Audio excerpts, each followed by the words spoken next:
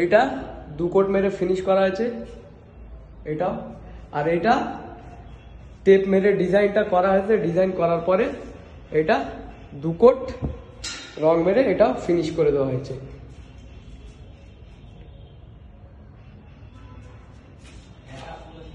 আর এটাও ফিনিশ করে দেওয়া হয়েছে, যে গোল্ড কালার।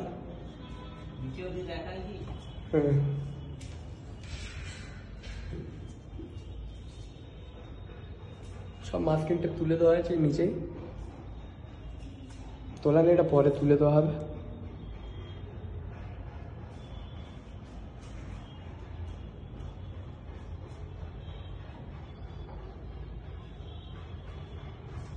এদিকে